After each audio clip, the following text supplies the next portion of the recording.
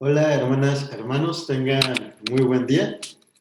Soy el pastor Javier Guarneros y en esta lección número 7 estaremos hablando del quehacer teológico que tiene la Iglesia Metodista, nuestro quehacer teológico.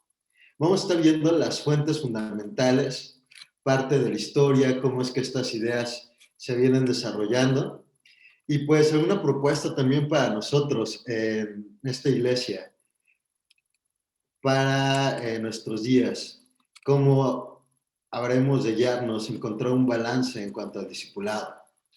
Recordemos a Juan Wesley, quien pues era un ministro, era un sacerdote ordenado por la Iglesia Anglicana, quien conforme vemos en esta ilustración, recordamos que viene a América para tratar de convertir a los nativos norteamericanos. Pero Juan Wendy también escribe, yo vine a este lugar para convertirlos. Pero ¿quién me va a convertir a mí? ¿Quién me va a librar de este corazón perverso e incrédulo? Si tengo una hermosa religión de verano, puedo hablar bien y hasta creer, mientras no haya peligro cerca. Mas cuando la muerte me mira a la cara, entonces mi espíritu se perturba. Tampoco puedo decir, porque para mí el vivir es Cristo y el morir es ganancia. ¿Quién me librará de este cuerpo de muerte? ¿Qué haré? ¿A dónde escaparé? Y como lo habíamos visto en sesiones anteriores, recordamos que Wesley entra en una crisis, no saber qué era lo que pasaba referente a su relación con Dios y su salvación.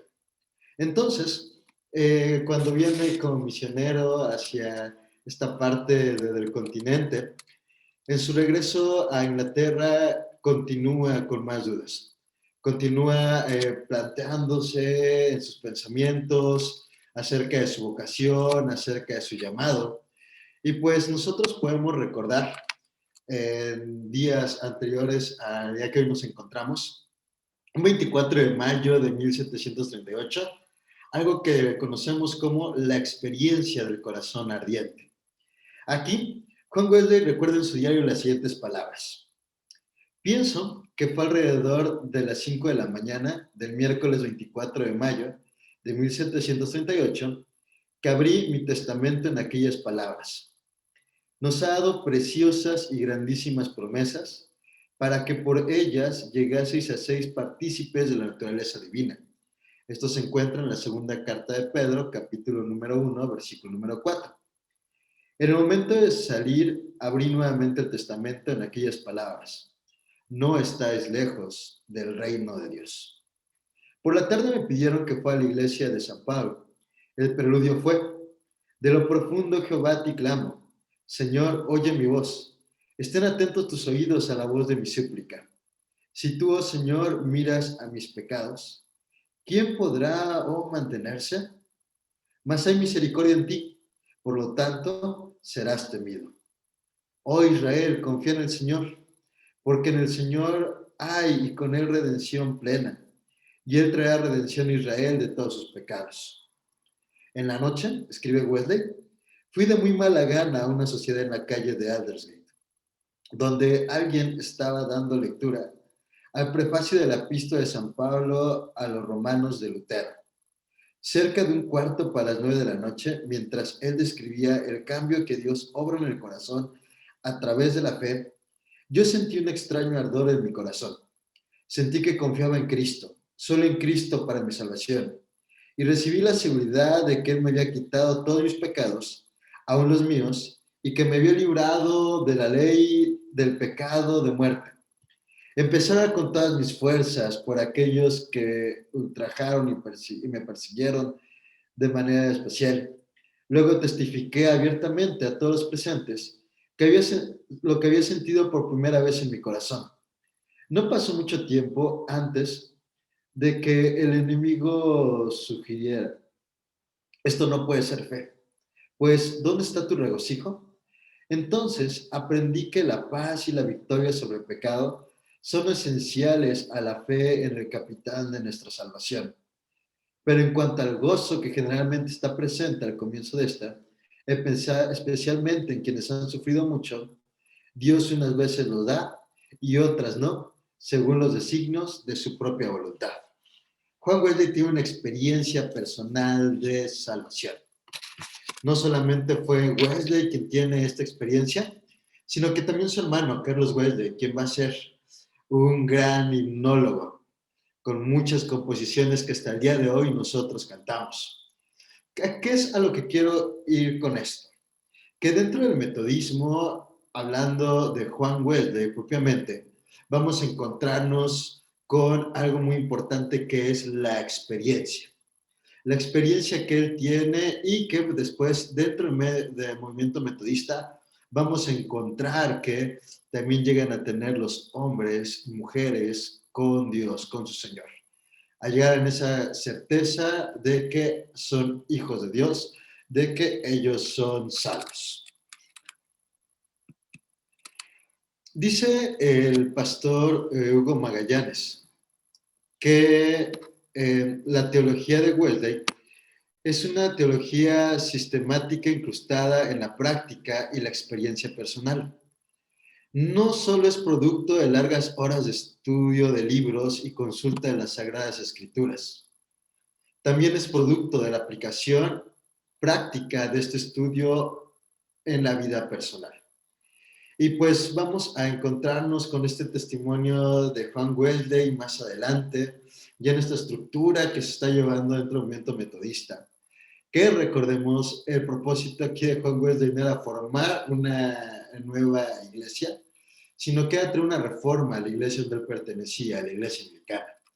Pero dentro de todo lo que él estudió, dentro de toda la preparación que él tiene, no solo personal, sino también por parte de sus padres, lo que le enseñan por parte de sus abuelos, toda esta trayectoria clerical de servicio al Señor, pues tiene de alguna forma un impacto muy fuerte en la vida de Juan Wesley.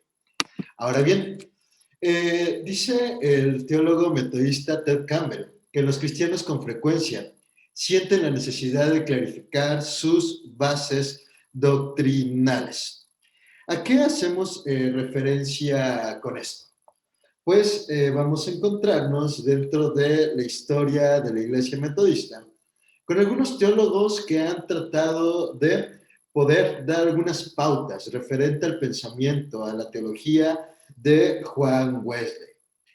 En cada iglesia metodista, en sus diferentes ramas alrededor del mundo, vamos a encontrarnos que las declaraciones doctrinales tienen un poder constitucional. Están protegidas por las constituciones de sus denominaciones, o por lo menos van a tener un poder disciplinario. Se especifican en la disciplina, por ejemplo, en nuestra disciplina publicada hoy en día, que la tenemos del año 2018 al año 2022. Entonces, aquí, hermanos, es también otra parte donde nosotros estaremos teniendo como base para la reflexión en esta clase de nuestro quehacer teológico. Tenemos nuestra disciplina, esta parte oficial, esta interpretación orgánica de las escrituras, pero vamos a ver que no solamente van a ser las escrituras, que esta es la base, sí, sino que también hablaremos de la experiencia, de la razón, de la tradición, que van a ir marcándonos como ese cuerpo doctrinal de enseñanza que tenemos nosotros en la Iglesia Metodista de México. El escritor que también hace un libro, teólogo, historiador, Richard Heysenreich, él dice en este libro que se llama Historia del pueblo metodista, que la teología wesleyana, aunque fundamentadas en las escrituras, emergió también de la experiencia de Wesley. Intenta explicar la vida en la presencia de Dios. Entonces, hermanos, dentro de esta tradición tan bonita, tan rica que nosotros tenemos, vamos a ver que a través del quehacer teológico intentamos explicar la vida, nuestra vida en cada uno de nuestros contextos delante de la presencia de Dios. Tratamos de vivir delante del rostro de Dios, con la conciencia del Señor en nosotros, siendo restaurados a la imagen de Cristo. Y pues es parte del quehacer teológico que nosotros tenemos. Fuentes de doctrina metodista. En nuestra pantalla vemos dos divisiones. Primeramente voy a ir a la que yo tengo en mi mano derecha, que dice IMU, que es la Iglesia Metodista Unida. Y parte de este cuerpo doctrinal que vamos a encontrar en la Iglesia Metodista Unida son nuestros vecinos del norte de nuestro país, aquí en México. Vamos a ver lo siguiente. Consideran ellos los 25 artículos de religión, las reglas generales, tienen un catecismo de fe, una confesión de fe. Vamos a encontrar que también nos hablan dentro de sus escritos los sermones de Juan Wesley, como estas fuentes. El credo social metodista, credos históricos como el credo apostólico o el credo niceo, himnarios, la diferente conjunto, recapitulación de himnos que han tenido alrededor de la historia, y también la declaración de lo que ellos llaman, o la traducción que yo encontré al español de nuestra tarea teológica, propuesta en el año 1972 y después revisada para el año 1988. Nosotros como IMAR, si nos vamos a esta parte en la disciplina, a partir de la página número 47, hasta vamos a ver lo que es la página número 69, vamos a encontrarnos con los siguientes documentos. Las reglas generales, que van a hablarnos pues de aquellas reglas positivas, negativas y también religiosas, que más adelante pues estarán estudiando dentro de este curso. El que hace referencia también a este escrito llamado El carácter de un metodista, donde pues se extrae una frase que hasta el día de hoy pues nosotros también creemos que dice: en cuanto a todas las opiniones que no lesionen la raíz del cristianismo, nosotros pensamos y dejamos pensar. Por opiniones o por términos, no destruyamos la obra de Dios. Tenemos aquí este párrafo en el cual nos habla acerca del escrito antes mencionado. También tenemos contenidos los 25 artículos de religión, el credo social y también nuestro quehacer teológico, que es el tema propiamente que estaremos desarrollando en este tiempo. La persona que viene a proponer estas cuatro fuentes donde nosotros hacemos teología, donde nosotros venimos a poner donde vemos que viene nuestra doctrina, es un teólogo, filósofo llamado Albert Adler. Albert Adler escribe en una revista, esta revista se llama Revista Teológica Wesleyana, en la primavera del año de 1985, acerca del cuadrilátero wesleyano. Y él explica que la finalidad del cuadrilátero wesleyano lleva a quien lo lea, a quien lo estudia, a una familiaridad con la escritura, que es a la vez crítica y fiel, más un conocimiento de la sabiduría del pasado cristiano. Además, el gusto por el análisis lógico como algo más que un arma para debatir, más una fe interior vital que es sostenida por la seguridad de la gracia y sus futuros triunfos en esta vida. Vemos de una forma implícita aquí estos 4 puntos del cuadrilátero wesleyano. Nuevamente quiero nombrarlos. La escritura, vamos a hablar de una tradición, de una historia del cristianismo, de una herencia que nosotros tenemos. La razón, pero también una experiencia. Una experiencia en la cual miles de metodistas hasta el día de hoy podemos ver estos 4 puntos en nuestra vida cristiana. Ahora bien, vemos aquí en la parte superior derecha un cuadrilátero. Este cuadrilátero es pues vamos a verlo, que es un modelo, perdón, que utilizan dentro de la Iglesia Metodista Unida. En el año de 1968 es que ellos lo tienen, pero llega a tener, conforme va pasando el tiempo, eh, algunas críticas en cuanto al hablar de cuadrilátero wesleyano. Algunos llegan a decir, estoy enfocándome en la imagen de la parte superior derecha, que la Biblia, la tradición, la razón y la experiencia, al hablar de un cuadrilátero, se encuentran como que en el mismo nivel. Entonces, aquí se cuestiona si en verdad dentro de este cuadrilátero estamos nosotros viendo a la Biblia con un mismo nivel de autoridad, por ejemplo, que la experiencia. Entonces, viene conforme va pasando el tiempo algunas adecuaciones. Para el año de 1988, la Iglesia Metodista Unida viene a tener una reestructuración en cuanto al cuadrilátero y cambia la forma a una triada, como que la que nosotros vemos en la parte inferior derecha, en la cual la Biblia se encuentra en el centro. Hay una experiencia, hay una parte de la tradición y también hay una parte de razón, pero están en sus aristas. Este modelo, eh,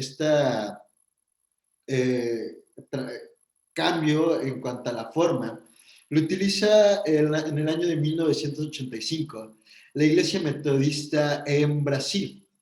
Entonces, aquí vemos cómo es que pues ya hay una reestructuración, ¿sale? Y también ellos vienen a hablarnos de un elemento adicional que es la creación. En nuestra disciplina también nosotros podemos ver este elemento de la creación, pero pues solamente lo nombramos como una forma de llegar al conocimiento de Dios, que puede ser la contemplación de la creación natural. Esta nos va a servir para descubrir o reconocer que hay un creador, que hay un Señor sobre todo. En la creación natural, las cosas visibles, aún los analfabetos, pueden ver la presencia del Dios invisible.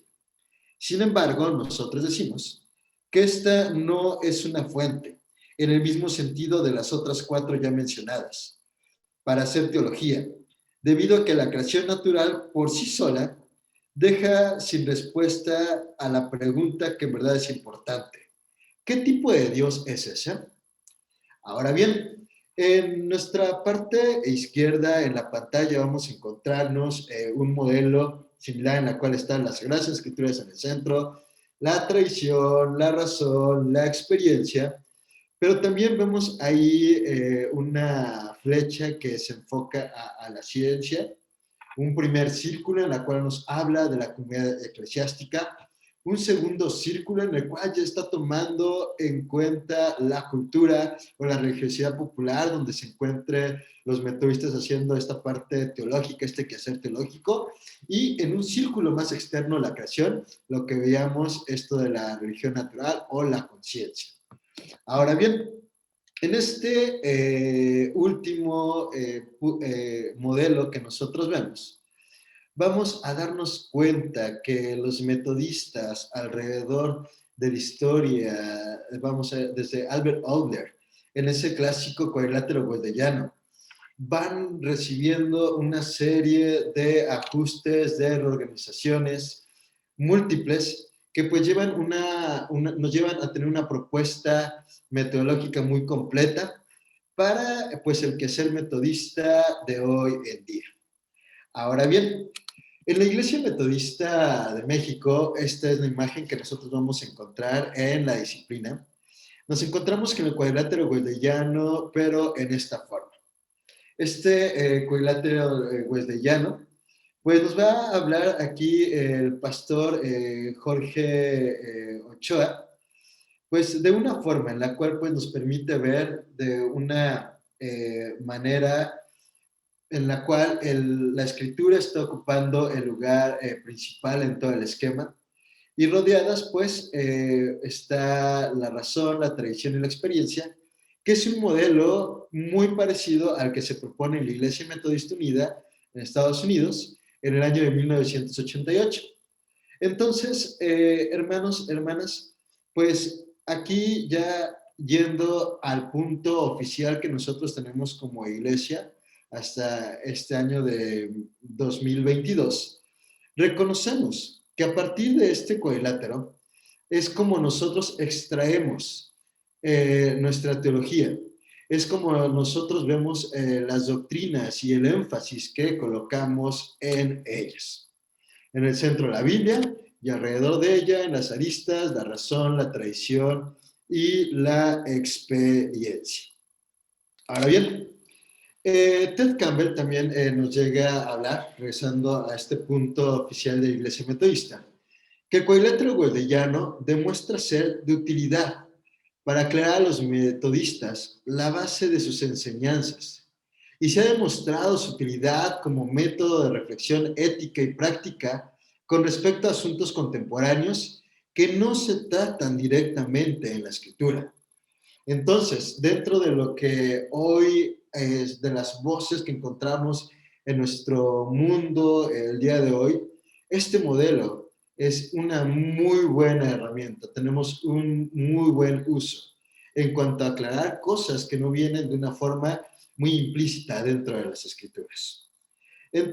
Aquí, hermanos, quiero ahora continuar para poder estar explicando acerca de pues estas fuentes, que voy a hablar primeramente de la Biblia. Juan Wesley decía que le dieran a cualquier precio el libro de Dios y después se le expresa, yo lo tengo y en él está atesorado toda la ciencia que necesito. Juan Wesley se conocía como el hombre de un solo libro. Y en las notas al Nuevo Testamento que él viene a realizar, en el prefacio a estas notas que él va a hacer como una especie de comentario del Nuevo Testamento, dice lo siguiente a la Biblia. Esto es lo que ahora llamamos la Santa Escritura. Esta es la palabra de Dios que permanece para siempre, de la cual, aunque perezca el cielo y la tierra, ni una iota ni una tilde pasará. Luego la escritura del Antiguo Testamento y el Nuevo Testamento es un sistema sólido y precioso de la verdad divina. Toda porción de ella es digna de Dios y toda ella es un solo cuerpo sin defecto ni exceso. Afirmamos, hermanos, hermanas, junto con Juan Wesley, que los metodistas no tenemos otros principios que los revelados en la palabra de Dios, porque pues toda la escritura es inspirada por Dios, que viene a ser esta nuestra regla cristiana, para poder diferenciar entre aquello que es bueno y aquello que es malo. La Biblia es la fuente central donde brota y con lo que hoy se confirma o rechaza lo que otras fuentes proveen. Dios mismo a través de la Biblia nos está enseñando el camino hacia el cielo. Y todo pues está escrito en este libro. Aquí, hermanos, también en la Biblia encontramos aquello que el ser humano necesita saber para obtener la salvación. Vamos al segundo punto de estos cuatro, del cuadrilátero wesleyano, en el cual pues vamos a hablar de la razón. Recordemos, hermanos, el contexto en el cual se está desarrollando el movimiento metodista. Nos encontramos una sociedad que está estudiando, una sociedad que está haciendo mucho uso de su razón. Y aquí es donde Juan Wesley, en un escrito llamado un llamado a las personas razonables, dice lo siguiente. Deseamos una religión fundada en la razón, de acuerdo a la razón. Esto es, en armonía con la naturaleza de Dios y la del hombre y sus relaciones mutuas. Exhortamos encarecidamente a todos los que buscan una religión verdadera a que hagan uso de toda la razón que Dios les haya dado, investigando las cosas de Dios. Es razonable amar a Dios que nos lo dio todo. Es razonable amar al prójimo y hacer el bien a todos los hombres. La religión que nosotros predicamos y vivimos está de acuerdo con la más alta razón. Aquí, hermanos, hermanas, nos encontramos que en la razón se refiere a las muchas maneras en que lo que los seres humanos reflexionamos en cuanto al mundo, en cuanto a cómo somos como individuos, en cuanto a nuestras comunidades. Juan Wesley creía que razón guiada por la gracia de Dios a disposición de todas las personas podía discernir la existencia de Dios y la necesidad de la responsabilidad moral y podría incluso iluminar el significado de la Biblia. En esta parte también, hermanos de la razón, la iglesia metodista la tiene como una fuente importante para poder hacer teología. Como metodistas, nosotros no renunciamos a la razón para creer, porque pues aquel que llega a renunciar a la razón para creer, pues también significaría que esté renunciando a la fe cristiana, sino que más bien, hermanos, la fe y la razón van de la mano, puesto que toda fe que es irracional es una fe falsa. Entonces también vemos que la razón es un don de Dios que debemos usar tanto como podamos. En el siguiente punto vemos la tradición. Esta palabra tradición para muchos hermanos, hermanas dentro de la iglesia pudiera sonar como un choque en cuanto a esta palabra. Pero cuando nosotros hablamos de la tradición, eh, no solamente significa todo lo que sucedió en el pasado, sino el pasado que nosotros valoramos o atesoramos. Cuando vemos a Juan Wesley que nos habla de la traición, conforme a este párrafo que yo les escribo aquí, que dice, si queda todavía alguna duda, consulto en las cosas de Dios y luego en los escritos mediante los cuales siguen hablando. Aún después de muertos, lo que así aprendo, eso enseño. Juan Wesley está haciendo referencia a los padres de la iglesia, de los primeros 3 siglos. Y también está hablando acerca de los documentos de la iglesia de Inglaterra. Recordemos que en un principio su pensamiento de Juan Wesley era reformar a la iglesia a la cual él pertenecía. Esto, Juan Wesley viene a escribirlo en esta introducción que tiene a sus sermones. Y pues en la tradición, hermanos, podemos sí vemos a través de la historia cómo es que Dios ha llevado a cabo a esta parte de la salvación, este proyecto del reino de Dios. Cómo es que Él nos ha enseñado a vivir este proyecto del reino de Dios, el reino de los cielos aquí. También vemos nosotros como metodistas, hermanos, sin duda alguna, la misión que tenemos, aquella tarea que Dios nos ha encomendado. Y pues este propósito en el hombre que sea santo a la imagen, semejanza de su Dios, un Dios santo. Perseguimos, hermanos, la santidad. No solamente una santidad individual, sino que también, hermanos, hablamos de una santidad social. Así como nosotros en la tradición y la historia nos hemos dado cuenta que el pecado del hombre ha tenido consecuencias, también la vida de hombres y mujeres que han caminado en santidad traen consecuencias en la gente que les rodea. Ahora, hermanos, vamos a la experiencia. Recordamos cómo era que yo empezaba esta lección, la lección número 7. Les hablaba de una experiencia que Juan Wesley tuvo en aquel día de mayo, en la cual, pues él tenía un claro conocimiento de la escritura. Era un experto en cuanto a idiomas bíblicos.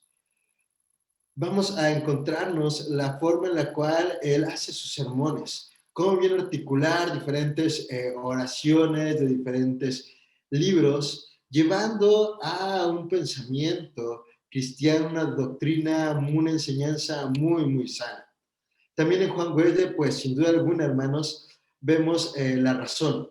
Un hombre razonable, un hombre que leía, que en su transcurso en el que él se movía a caballo de un lugar a otro, se encontraba leyendo. En el cual, pues, también a sus primeros predicadores les llama a que ellos estén leyendo por lo menos 4 horas diarias. Y si no era capaz en aquel predicador nuevo de leer, le decía a Juan Wesley, pues regrésate a hacer lo que antes realizabas. Nos encontramos, hermanos, también aquí con la tradición. Sí, Wesley vemos que tenía un gran estima los escritos de los padres de la iglesia, pero también, hermanos, no podemos pasar por altos aquella experiencia, aquella historia que Juan Wesley tenía dentro de su familia. Entonces, hermanos, él tiene una experiencia en la cual habla, confiesa, reconoce aquella salvación que tiene por la fe en el Señor Jesús, en aquel regalo, en aquella gracia que se ha mostrado a todos los hombres y mujeres alrededor de toda la historia, en todo el mundo. Entonces, aquí en esta parte de la experiencia, leo lo siguiente. Él dice, me he esforzado por describir la religión verdadera, bíblica y de la experiencia, sin omitir nada que sea parte real de ella y sin añadir lo que no sea. Entonces, vemos a Juan Wesley que también pone un énfasis dentro de esta experiencia. Y hermanos, hermanas, pues recordamos aquel día en el que él tiene este encuentro personal con el Señor, en el cual él puede hablar de que ha sido perdonado sus pecados, que él también ha perdonado a aquellos que le han ofendido. Y con esto, hermanos, quiero yo pasar a una propuesta. La propuesta es la siguiente, un discipulado balanceado. Encontramos en nuestra pantalla tres conceptos. La ortodoxia, que es que nos hace referencia a la creencia correcta, es decir, la doctrina. La ortopraxis, que es la práctica o conducta correcta, haciendo referencia a la vida devocional. Y la ortopatía, que es la pasión correcta, es decir, el celo por Dios. El discipulado balanceado, la propuesta que en este día quiero yo hacer, va enfocado en estos tres puntos. En cuanto a la doctrina, la vida devocional, pero también el celo que nosotros tenemos por Dios, en que podamos ver un equilibrio entre estos tres elementos. Si por alguna razón el interés de la iglesia se enfocara solamente en la ortodoxia, vienen a producirse muchos fariseos arrogantes, quienes vienen ahora a adorar su propia doctrina y sus formulaciones teológicas por encima de un auténtico encuentro con Cristo revelado en las Escrituras. Si la iglesia llega a poner su énfasis solamente en la ortopraxis, ¿qué vamos a encontrarnos ahora? Que sus miembros se van a convertir en unos activistas inalcanzables, que a su debido tiempo se van a cansar, que van a estar confiando solamente en sus propios esfuerzos por agradar a Dios. Y el evangelio social, pues, se va a llegar a convertir en un activismo social. Por otra parte, hermanos, si la iglesia llega a centrarse solamente en la ortopatía, vamos a ver que la iglesia puede excluir sus otros dos elementos aquí en esto que estoy proponiendo del discipulado balanceado, y sus miembros van a terminar siendo unos emocionalistas superficiales, que se centran en la satisfacción personal, en la experiencia personal que ellos tienen, sin tener en cuenta una sana doctrina. Y en la práctica, pues muchos van a causar daños a la iglesia. Por lo tanto, hermanos, hago un llamado a que nosotros como iglesia tengamos cuidado de no caer solamente en un intelectualismo, que no caigamos en un legalismo o un emocionalismo, sino que todas las personas que siguen a Jesús podamos encontrar un balance en estos tres puntos. Ahora bien, concluyo con lo siguiente. El pastor David L. McKenna escribe un libro llamado Wesleyanos en el siglo XXI, de donde extraigo la siguiente frase que dice: los wesleyanos son personas dedicadas al aprendizaje durante toda la vida, con el Espíritu Santo como maestro. Es un llamado, hermanos, hermanas, el que yo hago, a que en humildad podamos en nosotros acercarnos a las Escrituras, podamos acercarnos a nuestro Dios. Humildes podamos pedirle al Espíritu Santo que siga guiándonos a nosotros como iglesia en esta tarea, en este quehacer teológico que realizamos día con día ante las preguntas, ante las necesidades, ante el sufrimiento que encontramos en este mundo. Y así como Juan Wesley, vemos con el movimiento metodista, pues viene a ser un impacto en su sociedad, hermanos, hermanas, nosotros también podemos tener un impacto en nuestra sociedad el día de hoy.